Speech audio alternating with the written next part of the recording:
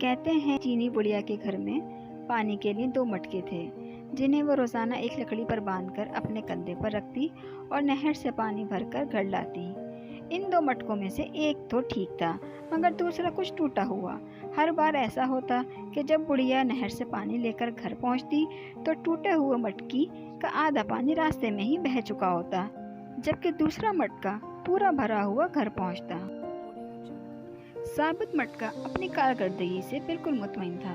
تو ٹوٹا ہوا بالکل ہی مایوس، حتیٰ کہ وہ تو اپنی ذات سے بھی نفرت کرنے لگا تھا کہ آخر کیوں کر وہ اپنے فرائض کو اس انداز میں پورا نہیں کر پاتا جس کی اس سے توقع کی جاتی ہے۔ اور پھر مسلسل 2 سالوں تک ناکامی کی تلخی اور کڑواہٹ لیے ٹوٹے ہوئے گھڑے نے ایک دن اس عورت سے کہا، میں اپنی اس معذوری کی وجہ سے شرمندہ ہوں کہ جو پانی تم اتنی مشقت سے بھر کر اتنی دور سے لاتی ہو، اس میں سے کافی سارا صرف میرے ٹوٹا ہوا ہونے کی وجہ سے گھر پہنچتے پہنچتے راستے میں ہی گر جاتا ہے۔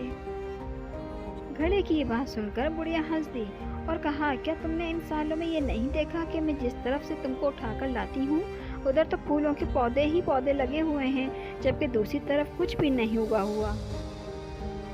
مجھے اس پانی کا پورا پتہ ہے جو تمہارے ٹوٹا ہوا ہونے کی وجہ سے گرتا ہے، اور اس لیے تو میں نے نہر سے لے کے اپنے گھر تک کے راستے میں پھولوں کے بیج بو دیے تھے تاکہ میرے گھر آنے تک وہ روزانہ اس پانی سے سیراب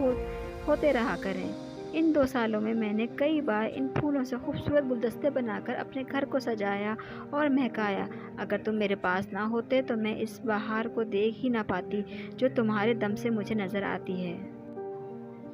یاد رکھیے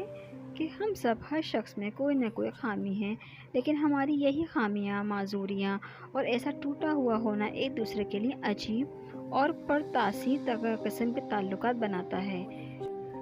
ہم پر واجب ہے کہ ہم ایک دوسرے کو ان کی خامیوں کے ساتھ ہی قبول کریں۔ ہمیں ایک دوسرے کی ان خوبیوں کو اجاگر کرنا ہے جو اپنی خامیوں اور معذوروں کی خجالت کے بوجھ میں دب کر نہیں دکھا پاتے۔ معذور بھی معاشرے کا حصہ ہوتے ہیں اور اپنی معذوری کے ساتھ ہی اس معاشرے کے لیے مفید کردار ادا کر سکتے ہیں۔